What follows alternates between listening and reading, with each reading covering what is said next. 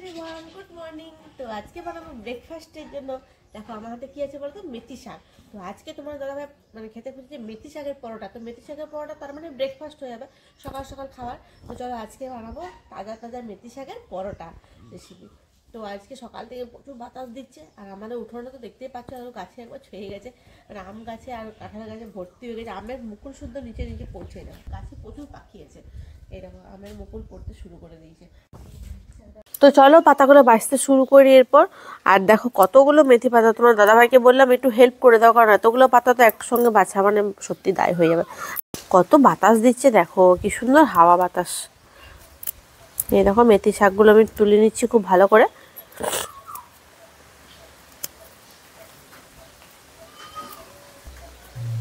তো সুন্দর করে মেথি শাক আমার বাছা হয়ে গেছে, তোমার দাদাভাই একটু হেল্প করে দিয়েছে, আর আবার দুজন মিলে সুন্দর করে বেছে নিয়েছি।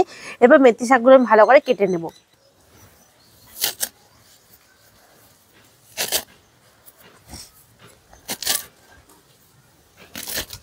দিয়ে দিচ্ছি জলের মধ্যে। দেখো শাকটা খুব ভালো করে ধুয়ে নিতে হবে, শাকে কিন্তু প্রচুর পরিমাণে এই ধুলো বালি থাকে। তো ভালো করে জলটা দিয়ে শাকটা ভালো করে ধুয়ে নিচ্ছি আমি।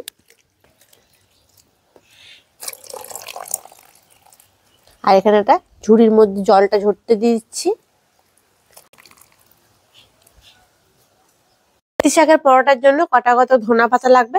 আমার এখানে তো ধনে পাতা হয়েছে, চলো তুলে নিয়ে আসি।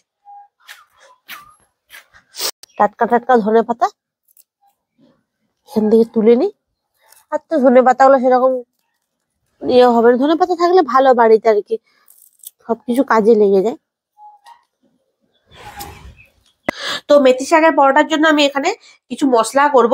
এখানে হচ্ছে গোটা জিরে দিচ্ছি, পেস্ট করব এখানে। গোটা জিরে, আদা,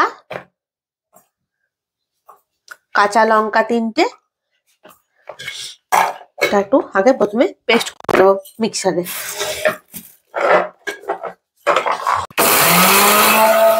তো দেখো এখানে মেথি শাকের পরোটার মতো আমি সবকিছু রেডি করে নিয়েছি। এখানে দিয়ে দিচ্ছি আমি ময়দা, আর একটু দেবো আমি বেসন, অল্প বেসন দিয়ে দিয়েছি। আচ্ছা এরপর দিয়ে দিচ্ছি মেথি শাক,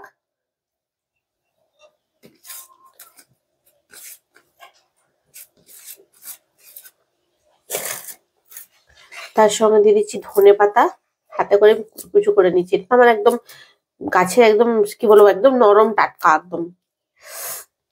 ধনে পাতাও দিয়ে দিলাম এটাতে। পরিমাণ মতো লবণ, একটু হলুদ, আদা জিরে কাঁচা লঙ্কার পেস্ট দিয়ে দিলাম, অল্প অল্প দিতে লাগবে। সাদা তেল, এরপর আমি খুব ভালো করে ডোটা করে নেব। এরপর আমি খুব ভালো করে দেখো মেখে নিচ্ছি। একটু একটু জল দিয়ে আর এটা মেখে নেব ময়দাটা।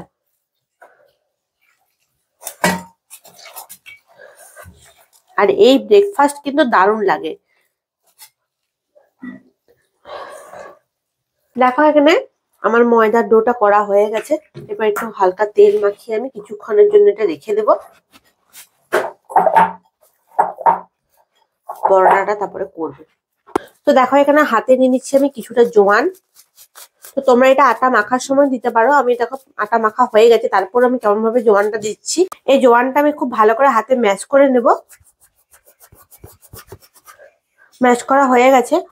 এরপরে দেখো এখানে তো এখানে দেখো ময়দার ডো গুলো করা হয়ে গেছে, এর উপরে কিন্তু আমি জোয়ান গুলো দিয়ে দেবো। তো এরপর আমি পরোটাটা বেলে নেব। ডো করা হয়ে গেছে।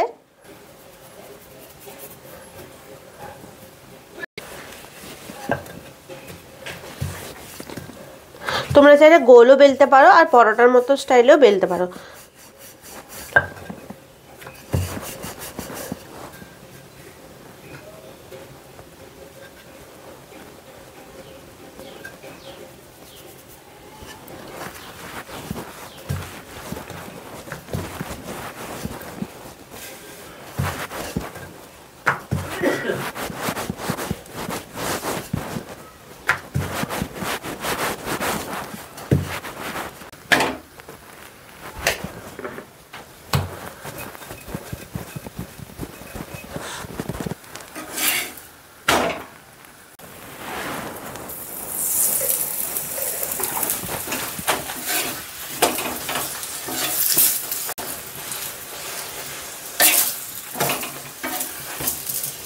এই দেখো কি সুন্দর পরোটাটা ফুলছে, দেখো রুটির মতন।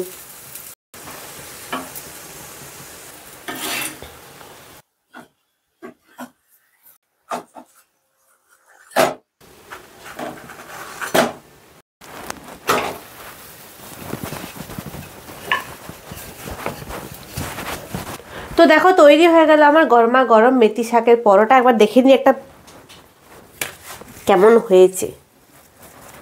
বাপরে কি গরম, এই দেখো। উফ, এই গরম গরম মেথি শাকের পরোটা দই দিয়ে কিংবা গরম গরম চা দিয়ে ব্যাপক লাগবে খেতে। এই দেখো।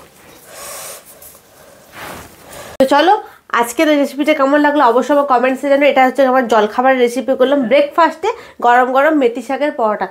অবশ্যই লাইক কমেন্ট শেয়ার করতে ভুলো না, কমেন্টে জানাবে যে কেমন হয়েছে। শীতে কিন্তু গরম গরম মেথি শাকের পরোটা চা দিয়ে কিন্তু ব্যাপক লাগে। দেখা হচ্ছে নেক্সট ভিডিও, টাটা।